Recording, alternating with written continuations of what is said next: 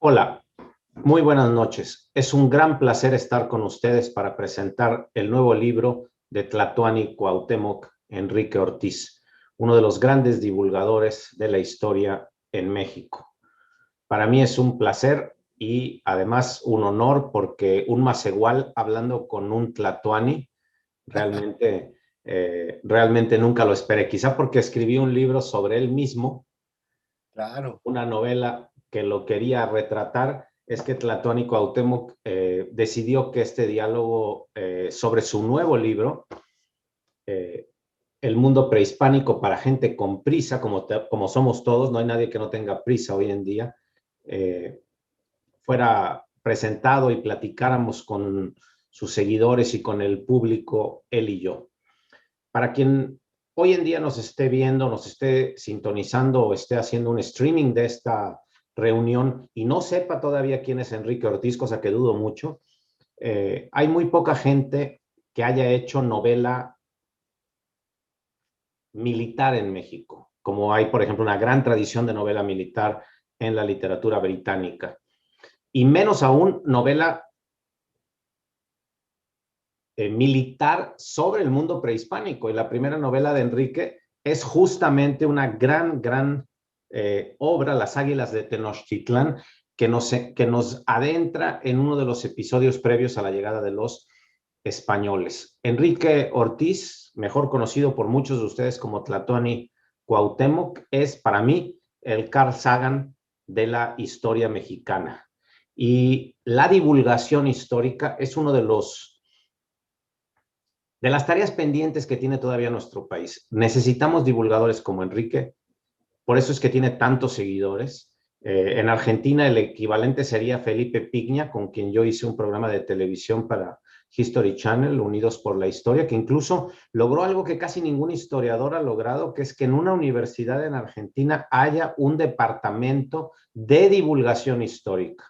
Que luego hay un pleito curioso entre el historiador formado que cree que tiene la sartén por el mango y que sabe más que el divulgador histórico. Y por allí yo quería empezar mi diálogo el día de hoy con Enrique Ortiz, con Tlatoani Cuauhtémoc, a propósito del mundo prehispánico para gente con prisa. La divulgación histórica, el porqué y el papel hoy en día, en 2021, de la divulgación histórica. Y aquí yo quiero hacer una pausa porque la historia se puede usar, la historia la usan los vencedores casi siempre, pero también se puede manipular, se pueden incluso falsear fechas, se puede decir que la fundación de Tenochtitlán ocurrió hace 700 años en lugar de 1325, y Enrique ha sido muy puntual en sus tweets, sobre todo en su plataforma de Twitter, en seguir insistiendo en la importancia del dato, la importancia de la factualidad, la importancia de la investigación. Yo quería empezar por ahí, Enrique, preguntándote sobre el gran reto que significa seguir siendo fiel a la fuente histórica, a la bibliografía, a la hemerografía, a los expertos, y a la vez usar un lenguaje que no asuste al lector común, un lenguaje que le permita al lector común acercarse al hecho histórico sin miedo. Hace mucho tiempo, y por ahí empezaría mi primera pregunta, claro. dialogué con el gran pintor Nishizawa, y cuando él hizo su museo en el Estado de México, nadie iba al museo. Y Nishizawa decía, bueno, ¿por qué si están todas mis obras? Soy Nishizawa, ¿por qué nadie va al museo? Y se dio cuenta de una cosa muy inteligente, era un hombre muy inteligente, entonces se dio cuenta de lo que pasaba y subió toda su obra al segundo piso del museo, y en el primer piso hizo una escuela de artes y oficios para que la gente no sintiera que el museo estaba lejano a él. Todo el mundo entraba a estudiar carpintería, herrería, electricidad, y después subía a ver las obras de Nishizawa y Ujú. veía los volcanes maravillosos y sentía, y él me lo platicaba, que ya no era ajeno a ese museo. Yo creo que el divulgador histórico, Enrique, tiene ese mismo papel. Es un vehículo, es un intermediario entre la gran obra histórica, el hecho histórico y el lector común, la gente de a pie, los más iguales, que todo el tiempo dirán, ¿qué pasó realmente en Tenochtitlán? ¿Por qué me están mintiendo? ¿Por qué están usando la historia? Entonces, Yo quisiera empezar por ahí este gran diálogo contigo sobre cómo conceptualizas a la divulgación histórica, antes incluso de este libro, porque has dedicado tanto tiempo y tanto esfuerzo en tus plataformas a la divulgación histórica, al video, a la fotografía, a muchos elementos de la documentación histórica que acerquen al lector y a la lectora comunes al hecho histórico. Claro, Pedro. La divulgación es el puente, como tú bien dices, entre lo que podría ser la academia y entre lo que podría ser un gran público que muchas veces vive con mucha prisa, que no tiene el tiempo de leer una obra como la de Fray Bernardino de Sahagún, la historia general de las cosas de la Nueva España, una obra magnífica que desde mi punto de vista eso se debería de leer en todas las preparatorias de México, Sí, claro. pero que de repente es complicado porque es una obra de más de 1000 páginas. Muchas personas no tienen ni el tiempo, ni el interés, y tampoco esta cosquilla de andar buscando una obra muy especializada en librerías de viejo o en diferentes puntos de venta, ¿no? También de repente, ¿no? Hay muchas personas, pues, que les podría parecer complicado o aburrido echarse un PDF, ¿no? Sobre los hallazgos en lo que podría ser Guerrero, ¿no? En Ostromán, ¿no? En la cual se están datando diferentes cerámicas y en la cual se hace todo un análisis sobre las puntas de flecha encontradas, por ejemplo, en las laderas de Monte Albán, de origen teotihuacano, de obsidiana gris de Otumba, obsidiana verde de la Sierra de las Navajas. Entonces, yo creo que la labor de un divulgador, antes que nada, es estar actualizado, ¿no? O sea, esta labor nunca termina, Claro. porque, como tú bien sabes, día tras día, semana tras semana, en un país tan rico como México, se dan nuevos hallazgos arqueológicos desde las costas de Veracruz, con estas anclas y pedazos de barcos, de navíos del siglo XVI, hasta, por ejemplo, esta tumba que se encontró recientemente de una joven noble en lo que era Tingambato, allá en Michoacán.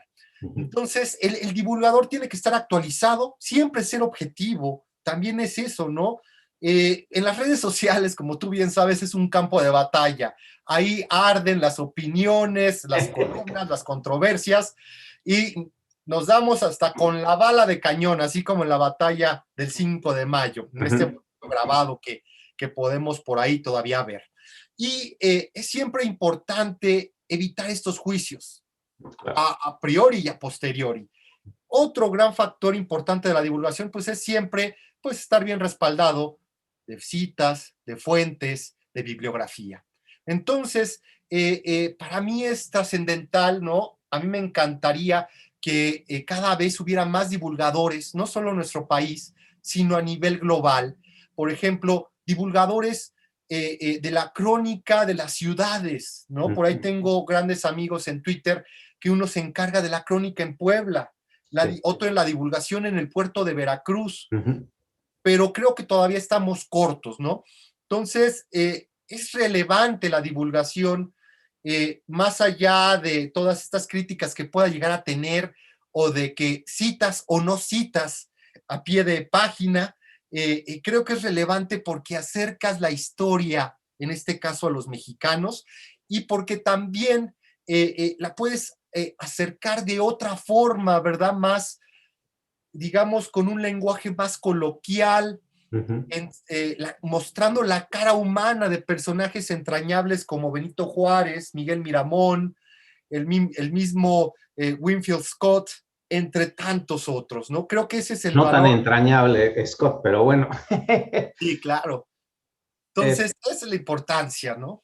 y yo creo que una cosa que se nota en cada uno de tus tweets y se nota, por supuesto, en tu novela y ahora en este libro, es la pasión histórica. No se hace divulgación solo para obtener más seguidores. No se hace, o sea, yo no veo a Enrique Ortiz, yo no veo a Tlatuani Cuauhtémoc en las noches preocupado por el número de seguidores. Yo te veo a ti preocupado por lo nuevo que quieres contar. por cómo acercar a la gente. Y creo que esta es la gran diferencia entre un comunicador, divulgador como tú y la gente que utiliza las redes para sus propios fines, que se nota cierta, a lo largo del tiempo, más pronto que tarde, el lector cuidadoso se da cuenta que hay un uso de las redes para un beneficio personal. En cambio, yo que te he seguido, una de las cosas que a mí vamos, que transpiran tus redes es la pasión brutal, la pasión absoluta por la historia de México. ¿Le puedes contar a la gente hoy en día que estamos presentando esta maravilla que se llama El Mundo Prehispánico? Y mis siguientes preguntas todas van a ser sobre el libro, pero ¿le puedes contar a la gente de dónde nace tu pasión para que quienes no han hurgado en Platón y Cuauhtémoc, cómo es que un día decides, no digo dejar la comunicación y tu formación profesional, pero cómo es que un día dices, esto que yo he hecho durante tanto tiempo, que es exactamente indagar en Sagún, indagar en Zumárraga, leerme Clavijero completo, eh, y además buscar fuentes documentales más accesibles, la fotografía, el video, la gráfica, el mapa, eh, ¿cómo es que un día dices, yo tengo que transmitir esto? En lugar de quedármelo en mi casa y ser un coleccionista, voy a ser un expositor. Y ve la diferencia que quiero hacer aquí. El coleccionista, incluso en el siglo XIX, el que tenía su gabinete de aficionado, es un narcisista en buena medida, porque todo el tiempo está pensando que tiene el dinero, los recursos para todo esto, acapararlo y tenerlo en su casa. La diferencia entre el coleccionista y el divulgador, el expositor, es que desde el principio hay un interés por hacerlo público, por compartirlo. Entonces, ¿cómo es que nace esta pasión y cómo es que decides que es una pasión compartida y compartible con la gente? Primero es una tremenda curiosidad, ¿no? Es una tremenda curiosidad eh, empezar a investigar, ¿no? Meterte a estos libros especializados y darse cuenta que lo que uno lee en la secundaria o en la preparatoria solamente es la punta del iceberg y que muchas veces está sesgado, ¿no? Por ejemplo, los niños héroes, ¿no? Este gran mito Ni de eran que tan eran niños niños ni fueron tan héroes, ¿no? y el famoso Juan Escutia que ¿Sí? decide arroparse en la bandera y arrojarse al vacío. Un mito que pues nos han repetido hasta el cansancio. Uh -huh. Entonces, uno empieza a reflexionar y dice, es una historia muy bonita, pero ¿será cierta? ¿No? Uh -huh. Y ahí es cuando de repente vas a la librería, a la biblioteca, ahora pues también puedes encontrar artículos en línea y empiezas a leer, ¿no?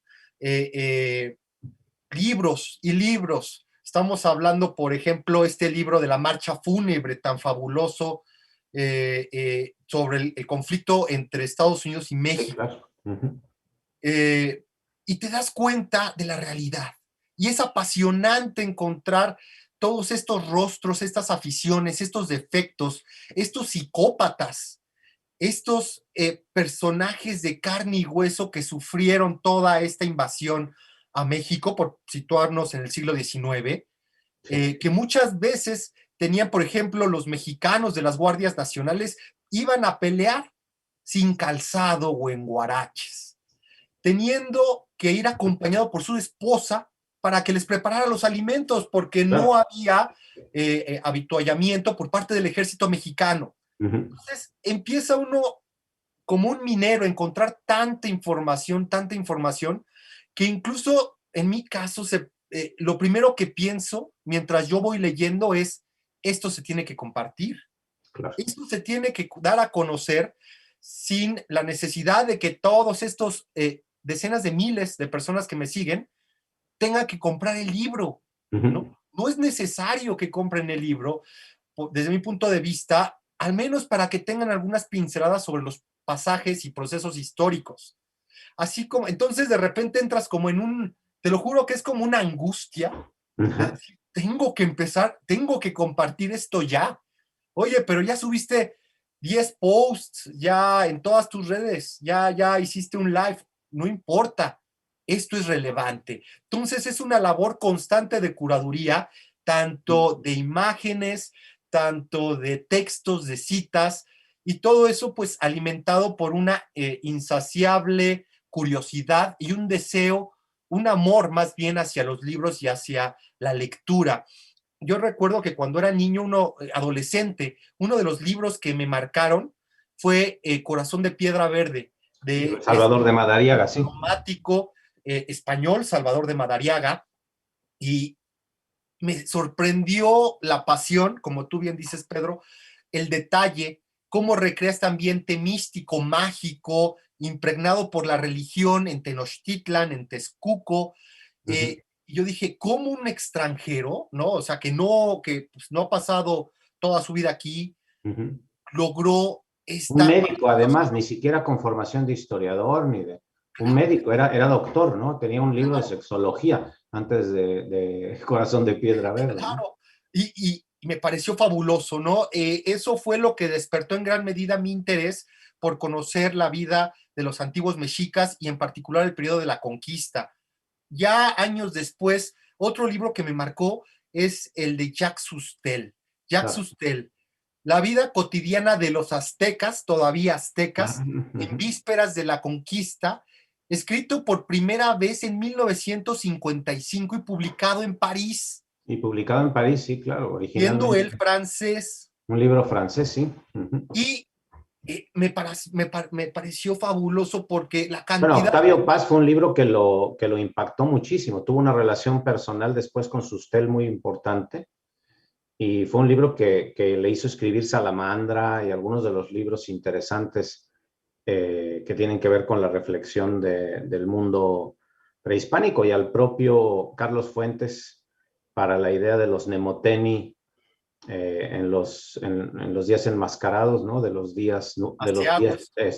asiagos, funestos, de los que tú también hablas. Acabas de decir algo interesante que curiosamente es mi siguiente pregunta, que es la vida cotidiana. Tú hablaste de la vida cotidiana y justamente este libro empieza y termina en la vida cotidiana de un mexica, el día y la noche, cómo se visten, cómo se bañan. Me imagino que para un español que además olía muy feo, los españoles olían horrible, además traían armaduras, no se las cambiaban, no se bañaban. Un mexica que se bañaba a veces incluso 2 veces al día, la peste española debe haber sido terrible. Entonces, cuéntanos un poco el acercamiento ya en este libro a la vida cotidiana del mundo mexica. Esta ciudad que, como dice Bárbara Mundi en este libro excepcional, La muerte de Tenochtitlán, la vida de México, eh, una ciudad de más de 150,000 habitantes, solo comparable con las más grandes ciudades. Piensen, quienes nos están escuchando, que Madrid tenía 3,000. O sea, Madrid no era corte, Madrid no era importante, tenía 3,000 personas, Sevilla tenía alrededor de 25,000, y en la Ciudad de México había 150,000 personas. Tú cuentas los tianguis, por ejemplo, ¿no? En el día de tianguis, que por ejemplo todavía quien va al tianguis en Tepeaca, en los grandes tianguis de México, sigue siendo lo mismo, 40,000 personas, ¿no? Pero en la vida cotidiana en el tianguis había lo mismo antes que después de los españoles con las parcialidades. Entonces, ¿nos puedes contar un poquito por qué el acercamiento, que yo le podría poner como subtítulo a este libro, La vida cotidiana en México antes de la llegada de los españoles? ¿Por qué este énfasis y por qué te importa tanto la vida cotidiana? Porque finalmente ellos son los que hacen la historia, ¿no? También creo que muchas veces hemos recurrido, ¿no? A todas estas descripciones de los grandes líderes mundiales a través de la historia. ¿Cuántos libros no hemos leído sobre Moctezuma? ¿Cuántos libros no sobre Napoleón? Sobre el propio Alejandro Magno, ¿no? Estos pues, seres casi míticos que forjaron imperios y cambiaron el destino de millones de humanos. Pero, por ejemplo, Pedro, si tú o yo o alguien que nos está viendo hubiéramos nacido hace 500 años, pues la probabilidad de que hubiéramos caído en un rol como el de un Napoleón, un Moctezuma, hubiera sido mínima, ¿no? Mínima, exactamente. O sea, ni el 0.1%. Uh-huh. Nosotros hubiéramos nacido, ¿no? Por ejemplo, hablando de Tenochtitlan, tal vez en la parcialidad de Moyotlán, Uh-huh. ¿no? En el barrio de Tlacocomulco, un espacio de orfebres, un espacio dedicado al señor desollado, a A Xipetote, Xipetote, claro. ¿no? Por ejemplo, nosotros, me es muy importante la vida cotidiana porque eso es la carnita de lo que son las sociedades, eso es el alma de las civilizaciones. Déjame que te interrumpa un Es momento un viaje, ¿no? Es con un el tema de la carnita y decirle a todos los que nos están escuchando que por favor todas las preguntas que tengan las vayan dejando en los comentarios porque vamos a preguntárselas a Enrique. Enrique nos las va a responder. Y la carnita, por ejemplo, también se comía en el pozole, porque la vida cotidiana de pronto nos la cuentas en cosas muy concretas que la gente siempre se pregunta. ¿Es verdad que los mexicas comían carne humana en el pozole? No quiero entrar en el escándalo porque el libro está mucho más allá del escándalo o de la cosa más escandalosa, más amarillista, pero me gustaría preguntarte cómo utilizas, ya no la vida cotidiana, que creo que nos quedó todos muy claro que estás haciendo lo que los británicos, otra vez, tú que hiciste novela militar, novela de una batalla, de una serie de batallas, la haces con una delicadeza, yo lo he comentado con todo el mundo, poca gente ha logrado una novela militarista como la tuya, pero además poca gente sabe lo que sabes hasta de la flecha y de la lanza, o sea, es más, yo si fuera el nuevo Mel Gibson y quisiera hacer por fin una película seria sobre México y no su porquería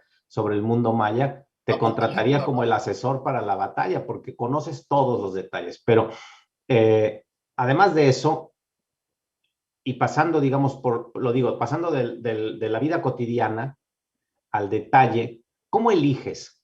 Tu libro está lleno de minucias, como decía don José Moreno de Alba, para las minucias del lenguaje, minucias históricas interesantes.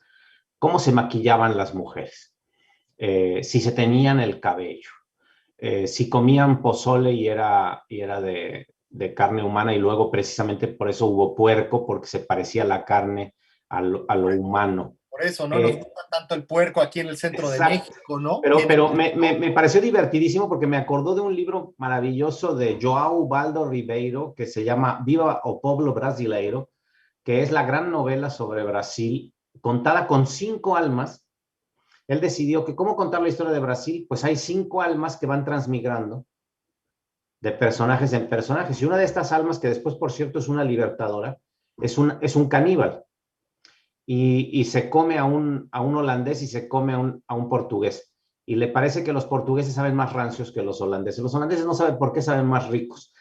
Entonces, este comentario me sirve para, tú no le tienes miedo al hecho histórico, tú no le tienes miedo al escándalo, se trata de desfacer en tuertos históricos como el Quijote. Entonces vas al hecho, lo cuentas y dices, bueno, no todos los mexicas eran antropófagos, no nos vayamos por ese lado. O también, por ejemplo, y te quisiera preguntar ya muy concretamente las guerras floridas, ¿no? Había un tiempo en que los mexicanos no hablaban Castilla y había unas guerras que se llamaban floridas, decía don Carlos Pellicer en ese bellísimo poema. Y tú también desmitificas las guerras floridas y desmitificas el hecho del sacrificio humano. De hecho, hace muy pocos días, creo que ayer o anteayer, estuviste preguntando en tus redes sobre el sacrificio humano, porque eres bastante cuidadoso en cómo ir metiendo a tus seguidores en la polémica y en la discusión. Entonces, parece que me fui por las ramas, pero soy muy concreto. ¿Cómo le haces para aterrizar la vida cotidiana en hechos concretos como los que te he comentado o los que tú quieras comentarle hoy en día a tus seguidores hoy? Es una labor de curaduría, ¿no? Te platico un poco el proceso del libro.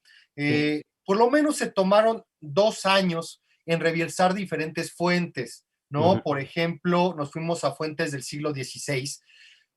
Nuevamente recurro a Fray Bernardino de Sahagún. También por ahí se revisaron, por ejemplo, para los temas de las armas, porque hay un capítulo destinado solamente a las armas de los antiguos mexicas. Exactamente, También algo hay que un te apasiona. capítulo destinado solamente a la jerarquía militar.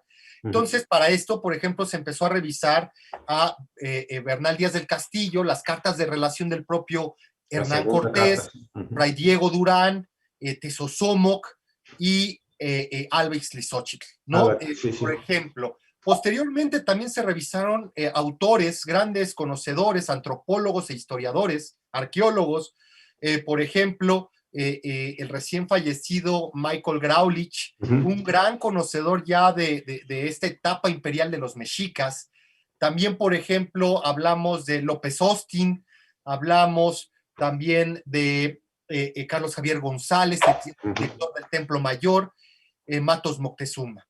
Ya que se recuperó y se leyó, más que leer, se estudió todo esto a través de notas, incluso haciendo acotaciones y comparaciones con hallazgos arqueológicos. Porque déjame platicarte esto del pozole, y ahorita sigo con el proceso.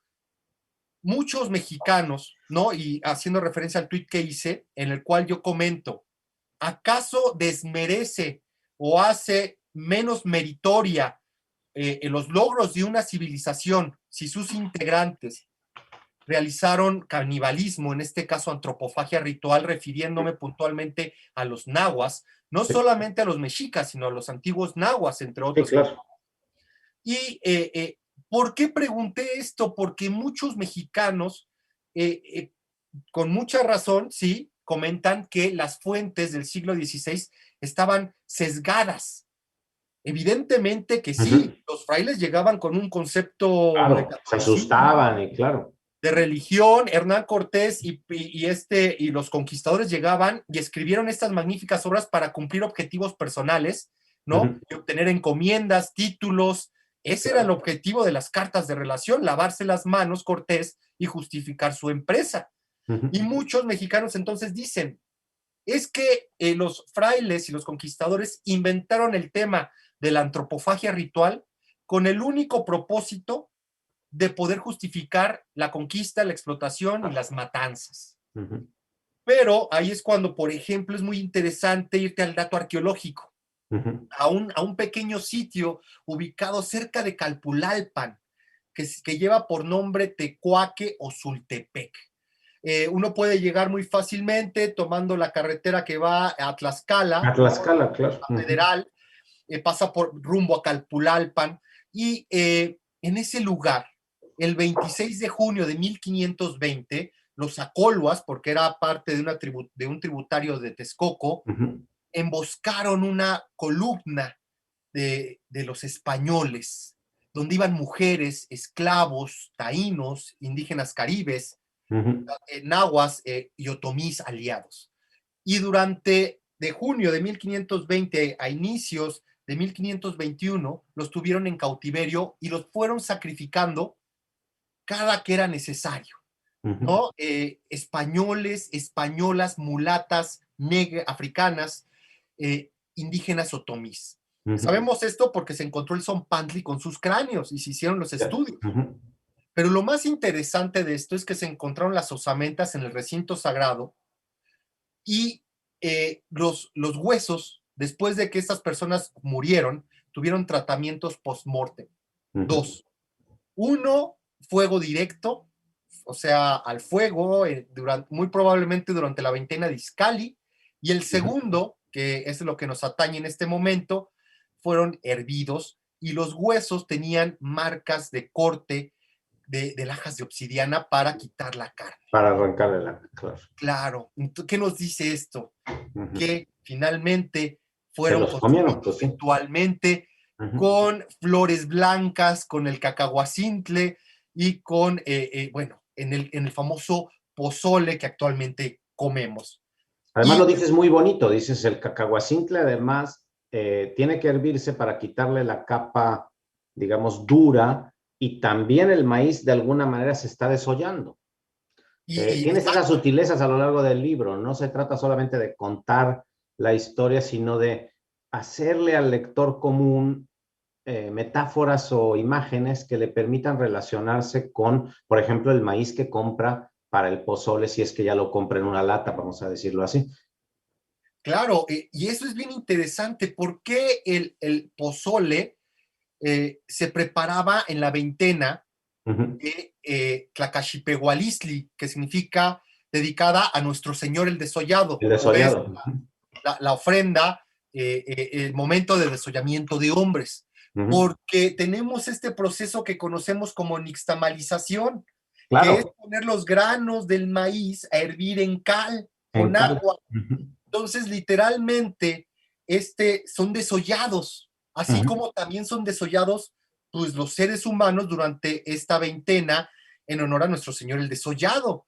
Entonces, ahí encuentras estas metáforas, pues que sí pueden ser tal vez tétricas, escatológicas, pero que guardan este atisbo, no sé si es lo correcto, pero de poesía, de Sí. belleza, en el sentido de que todo en el mundo náhuatl era metafórico. Reutilizado además, ¿no? Claro. Entonces, es una sociedad que no porque hacía sacrificios humanos se le puede quitar mérito. Fue una sociedad altamente estratificada, fue una sociedad que, por ejemplo, ellos ya conocían los 365 días del año, que eso era un año Claro. solo, Sí, antes que en Europa, sí. que personas que, por ejemplo, sabemos que usaban las tortillas, la ceniza de tortillas, la mezclaban con alguna baba de alguna planta, maguey, de alguna planta, y con eso se limpiaban los dientes.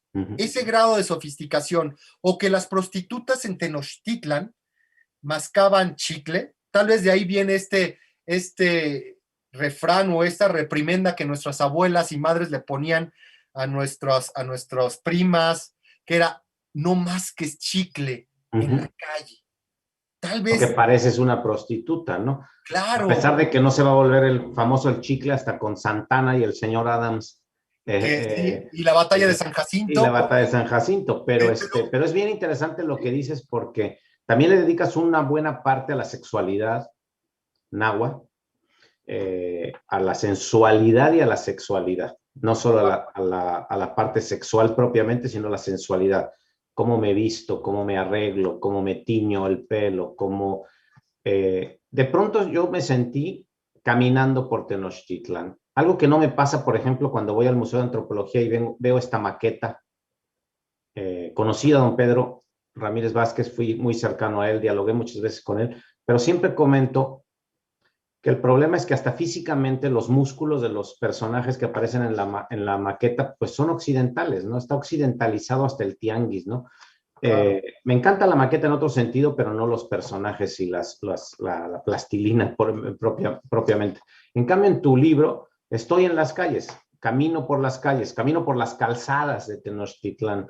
Eh, ¿Por qué la decisión, sobre todo ahora que estamos a los 500 años, que es 2021, es una pregunta que yo te quería hacer desde hace tiempo, ¿por qué la decisión de terminar el libro antes de la llegada de los españoles? Yo sé que es una pregunta capciosa, pero es una pregunta importante porque terminas en la noche, metafóricamente sí es la noche porque todos nos vamos a dormir, pero a lo mejor también es la noche de Tenochtitlán en el otro más sentido. Se acabó Tenochtitlán, se acabó un mundo.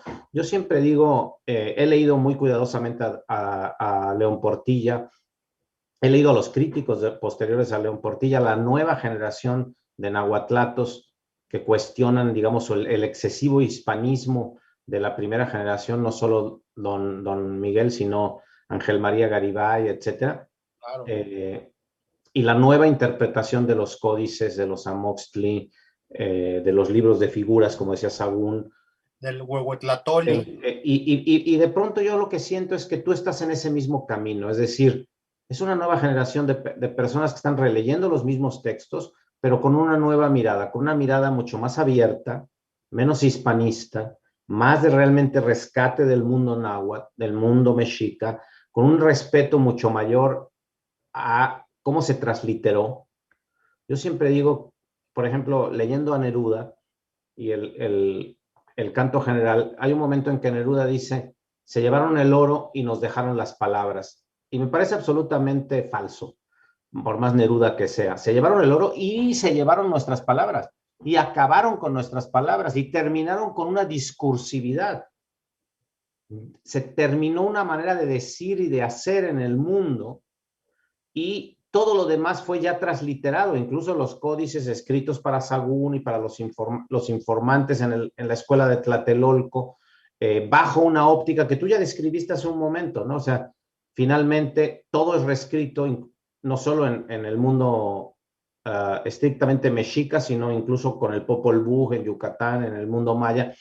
Todo es reescrito en términos de los frailes y en términos de una escatología cristiana, ¿cómo detenerte antes de eso con cierto purismo y decir, ok, voy a ser fiel a las fuentes, voy a cuestionar las fuentes más hispanizadas y le voy a devolver al lector una realidad prehispánica no reescrita por el mundo judeocristiano? Sí, sabes, Pedro, creo que como mexicanos, nosotros, pues digo, tal vez tiene que ver con la educación, ¿no? Que se nos ha dado en la preparatoria, en la secundaria. La gran referencia de la cultura náhuatl, de la cultura antigua náhuatl, es la conquista. Sí. Si uno va a una librería aquí en la Ciudad de México, en general en el país, lo que va a encontrar sobre los mexicas no es sobre su gastronomía, no es sobre las deidades, no es sobre una descripción de lo que es Tenochtitlan desde un punto de vista de arquitectura, de ingeniería hidráulica. Lo que uno encuentra finalmente son crónicas de la conquista de Mexico Tenochtitlan, ¿no? En el cual, pues, desde mi punto de vista, no creo que muchas veces los mexicanos estamos cansados de ver siempre a este grupo, ¿no? Hegemónico, poderoso, ver cómo se derrumba y ver cómo es subyugado, cómo pierden a sus dioses, cómo pierden su ciudad, sus creencias y finalmente son explotados, ¿no? Son distribuidos en encomiendas, son desaparecidos de cierta forma, Hay un ¿no? genocidio, sí, nos guste o no la palabra, claro. Entonces, desde mi punto de vista, creo que nuestras culturas mesoamericanas son mucho, van más allá de eso, van muchísimo más allá de eso. Y así como en mi primera novela, Las Águilas de Tenochtitlan, yo situé al personaje en un mundo completamente mesoamericano, Sí. donde no hay una injerencia europea, donde No existe todavía el mundo europeo, no hay el encontronazo de dos mundos del que hablaba O'Gorman. No hay todavía ni siquiera portentos nefastos sobre o augurios que te avisen sí, que esto va a acabar. Lo mismo sucede con este libro de divulgación de la vida cotidiana de los mexicas, ¿no? En el cual mi interés es demostrar y exponer el alto grado de desarrollo al que llegaron los nahuas, ¿no? Déjame, perdona que te interrumpa, pero los tiempos de todas las plataformas en las que estamos son tremendos y tenemos que terminar a las 8. Y hay muchas preguntas del público. Todo el mundo está interesado en preguntarte. Entonces, vamos si quieres a las preguntas. Yo me podría quedar platicando contigo, pero vamos a las preguntas. Juan Mendoza, desde la Feria del Libro de la Frontera. ¿El libro a partir de qué edad podría ser leído? Este libro lo pueden leer desde adolescentes, ¿no? Desde adolescentes. Es un libro que no tiene, yo no lo pensé para un sector haciéndolo referente a una edad. Lo puede leer desde una persona de la tercera edad hasta un adolescente. La forma en que está hecho es para divertirse, ¿no? Asombrarse e incluso sacar todas estas notas, ¿no? Como mexicano es bien interesante al leerlo, ¿no? No tiene no es para un sector en particular, no es una lectura juvenil, ni tampoco es, digamos que no sería bueno que lo leyeran niños, no, para nada. Cualquier sector, cualquier edad podría leerlo. ¿No? Y el objetivo de esto es acercar la historia y sembrar la curiosidad. Mariana MD7 desde Instagram nos pregunta y abunda un poco en esto. ¿Cuál crees que es el dato del México prehispánico que menos gente sepa y que debería ser más reconocido? Es una pregunta muy dura, ¿no?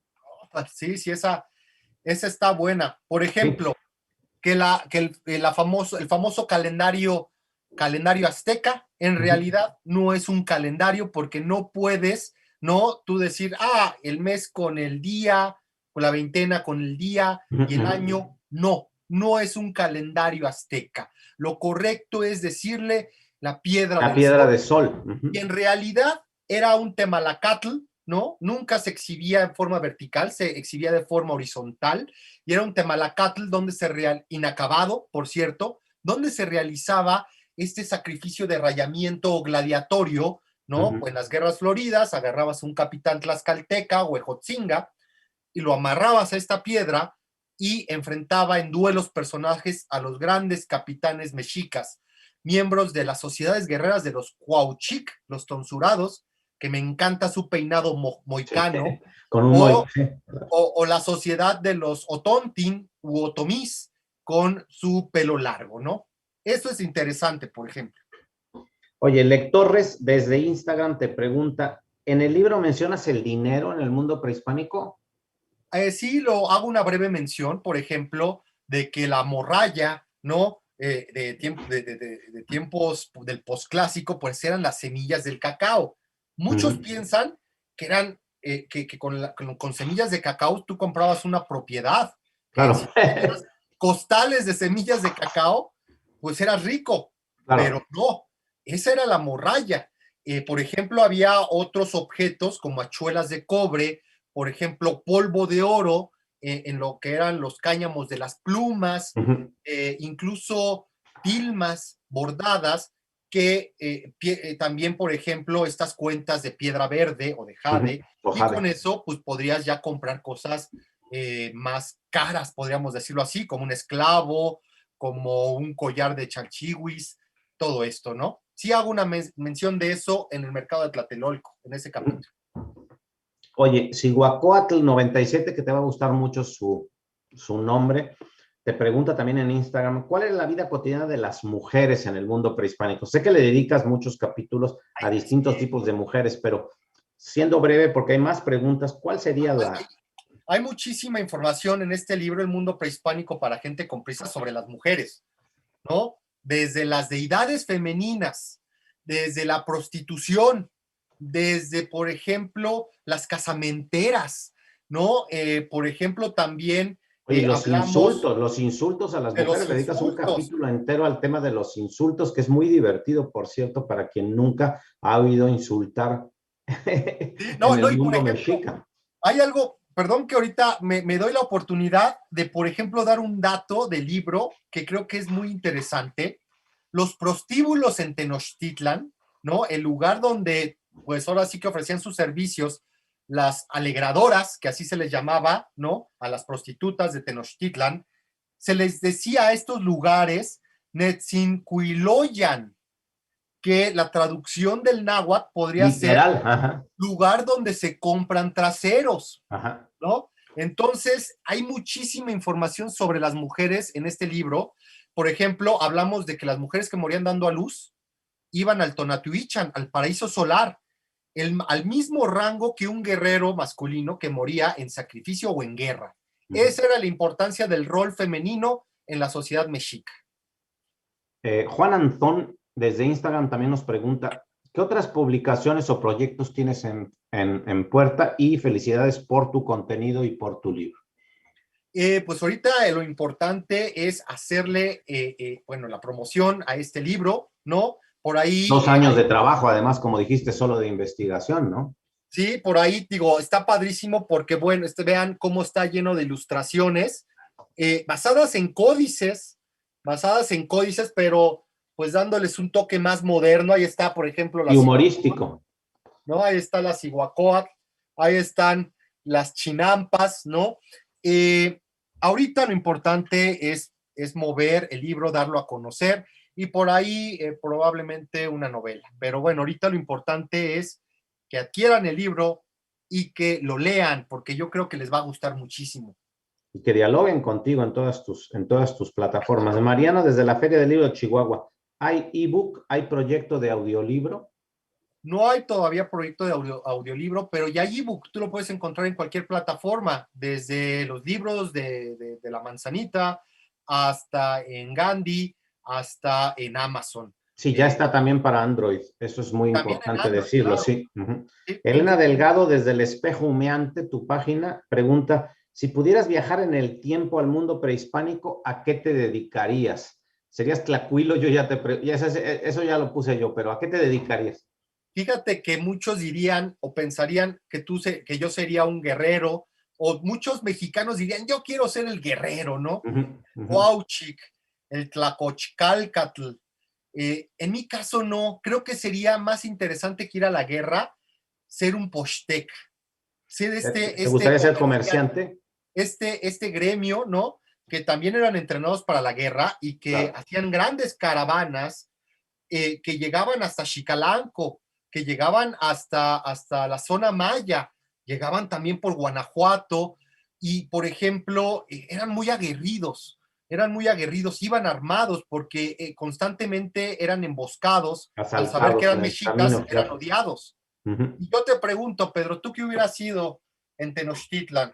¿Un Pues yo guerrero sí, a mí sí me tranquilo hubiera gustado ser Tlacuilo, me hubiera gustado dibujar la historia y contar la historia, en los libros sagrados? porque contar un libro sagrado, o sea, claro, tendrías que haber estado en un nivel de pipiltino, haber sido noble, no cualquiera podía haber llegado a esa posición.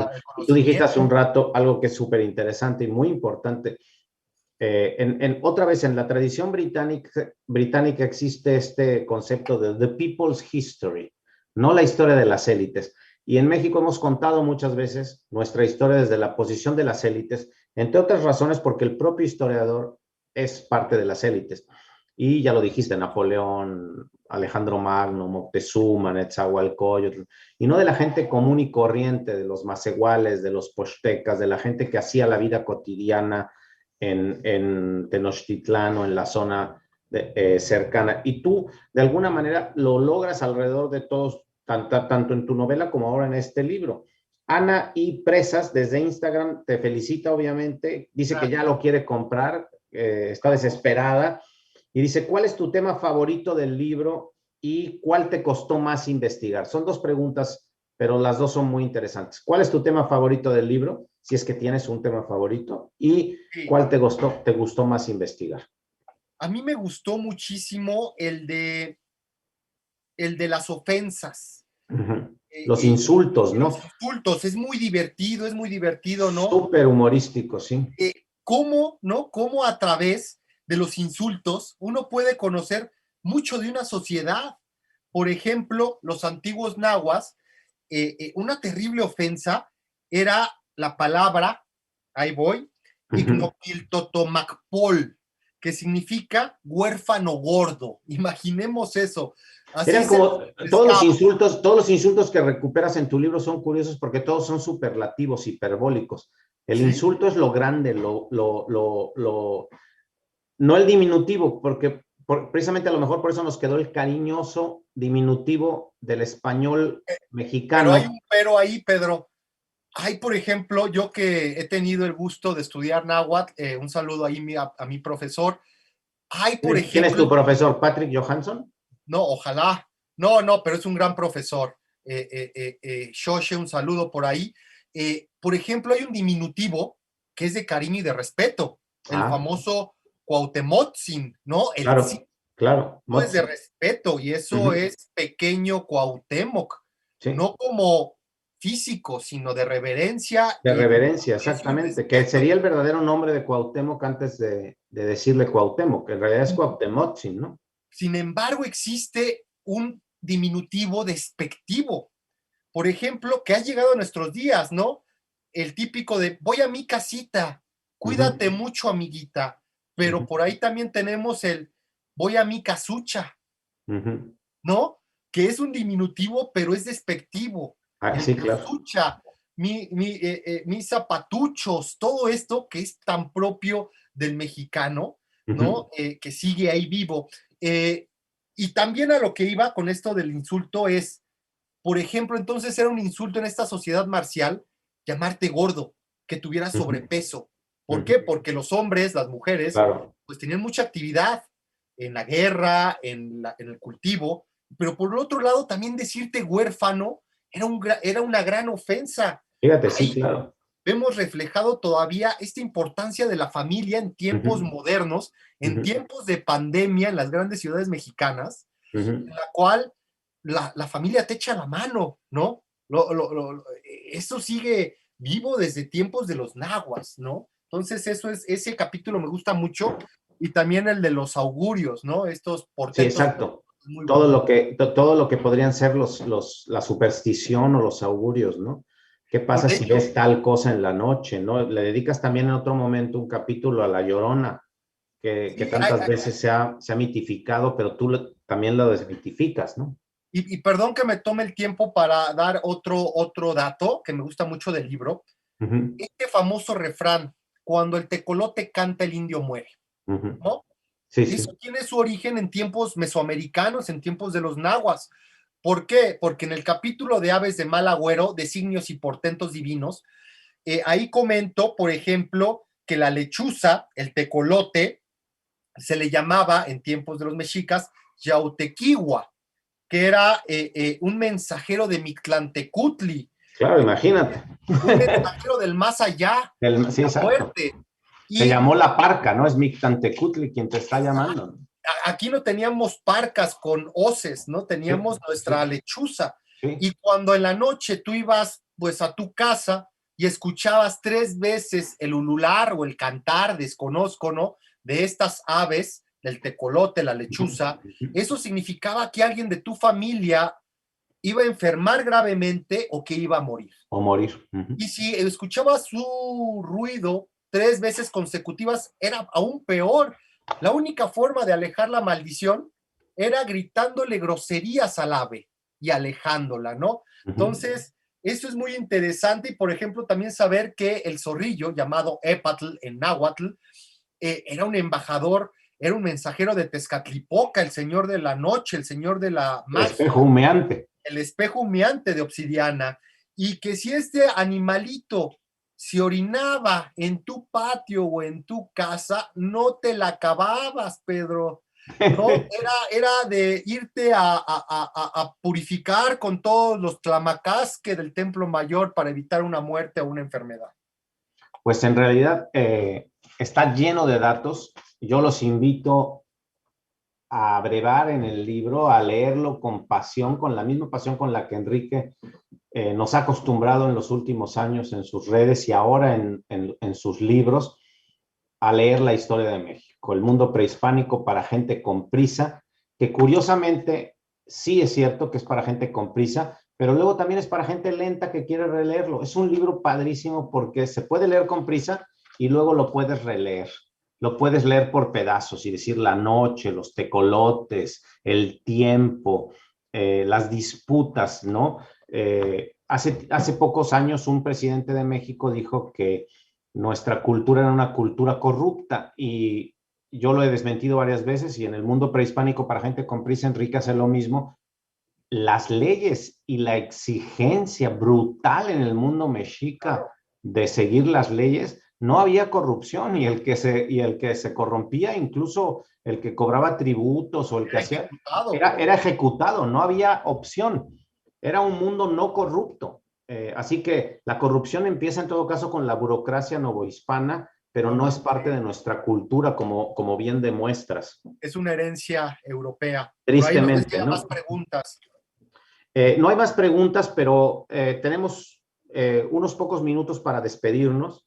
Claro. Quisiera aprovechar para unos últimos comentarios de Enrique, pero también para agradecer a todos los socios que nos han acompañado en esta noche. México Desconocido, Bodega de Libros, Recomiéndame un buen libro, la Feria del Libro de la Frontera, la Feria del Libro de Monterrey, la Feria del Libro de Chihuahua, la Feria del Libro de Mexicali, la Feria del Libro de Pachuca, publicaciones de la Universidad Autónoma de México, Mix Up, Gonville, Porrúa y obviamente Planeta de Libros México. Todos ellos han estado hoy metidos e involucrados en lanzar tu libro. Así que en pandemia puede parecer terrible que no estemos en una presentación física, pero imagínate a dónde hemos llegado. Llegamos a todo el país en una presentación digital que no hubiéramos hecho si hubiéramos hecho esta presentación física en la Ciudad de México. Así que no nos queda pues sino agradecer a todos estos socios que nos han permitido acceder a sus plataformas, a sus lectores, y realmente llegar a quienes queremos llegar con un libro tan importante. Yo no dejaré de mencionar que si algo deberías hacer como mexicano antes de agosto de 2021 es leer El mundo prehispánico para gente con prisa. Vota el domingo, por supuesto, y una vez que votes, ve y compra el libro y olvídate de las elecciones y dedícate a leerlo y métete en la vida del mundo prehispánico que Enrique Tlatoani Cuauhtémoc nos cuenta también. Entonces, Enrique, aprovechemos estos minutos para últimos comentarios tuyos. Yo no tengo sino que felicitarte y que decir que realmente disfruté el libro, disfruté tu texto y además disfruté la presentación. Como has dicho, es un libro excepcionalmente editado. La edición es fabulosa y Es sabes que bellísimo, también ¿no? me alegra mucho que todos estos socios, todas estas ferias, todas estas librerías y con todos sus seguidores estemos ahorita hablando de la vida cotidiana de los antiguos mexicas, ¿no? Eso es lo que más gusto me da, ¿no? Que estemos hablando de sus tradiciones, que todavía sean parte de lo que actualmente llamamos, ¿no? Este abstracto que conocemos como México. Eso me da muchísima alegría. Muchas gracias a todos los que nos acompañaron en estos socios comerciales. También agradecerte a ti, Pedro, también que me hayas acompañado. No hubiera sido lo mismo esta presentación sin ti. Y me gustaría terminar con, bueno, comentar que ya el libro ya está disponible en librerías, que ya está disponible en plataformas digitales como Amazon, que la pueden ya encontrar a nivel nacional. Y también importante comentar que en la tienda de los tecolotes, ¿no? Con sus 1000 sucursales, los Posteca modernos, ya también ahí la pueden encontrar en la tienda de los tecolotes. Me gustaría terminar con leer uno de los capítulos, parte de uno de los capítulos de La Llorona y otros espectros nocturnos. Y hacer referencia a este personaje llamado Cuitlapanton. Se trataba de una nanita peluda, de gran trasero, pelo largo hasta la cintura, a quien le encantaba sorprender a los hombres que salían de su casa para evacuar la vejiga o los intestinos. Encontrarla era un presagio de infortunio, incluso de muerte. Era difícil de atrapar ya que desaparecía y aparecía a voluntad. Y quien trataba de sujetarla empeoraba el infortunio que la pequeña criatura portaba. En el Códice Florentino es mencionada. Sin duda que este espectro causaba más risa que terror. Muchas gracias a todos los que nos acompañaron el día de hoy. Ojalá no se les aparezca esta noche, en lugar del espectro y de la enana peluda, que se les aparezca El mundo prehispánico para gente con prisa, de Enrique Ortiz, Tlatoani Cuauhtémoc. Yo lo disfruté muchísimo, lo sigo disfrutando porque es un libro para releer. Me seguiré divirtiendo porque además tienes un gran humor, un divulgador de la historia que además lo hace con pasión, como dije, pero también con muchísimo humor. Yo realmente no me queda sino invitarlos a todos a salir corriendo y comprar el libro. Ya sabemos que hoy en día salir corriendo significa a veces abrir la tableta, abrir el celular e ir a la plataforma y descargar el libro. Y si no, mañana en cualquiera de las tiendas a las que nos hemos referido, las librerías tradicionales, vayan y consigan el libro. Es lo mejor que pueden hacer en los próximos meses, dedicarse a leerlo, detenerse, a pesar de que tengan prisa, deténganse a leer El mundo prehispánico para gente con prisa. Muy bien. En la conmemoración de los 500 años de la caída de Tenochtitlan, haz patria y lee El mundo prehispánico para gente con prisa. Recuerda a tus ancestros mexicas, acoluas, tepanecas, chichimecas, ¿no? Me encanta el eslogan, haz patria y acuérdate de tus antepasados. Muchísimas gracias, Enrique. Gracias a Planeta Gracias, de Libros y a todas las plataformas que hoy, que hoy nos acompañaron. Ha sido un placer. Se ha acabado el tiempo. Nos gustaría seguir platicando y seguramente habrá más oportunidades de platicar con Tlatoani Cuauhtémoc, Enrique Ortiz y seguir comentando sobre el mundo prehispánico. Muchas gracias y muy buenas noches a todos y a todas. Gracias.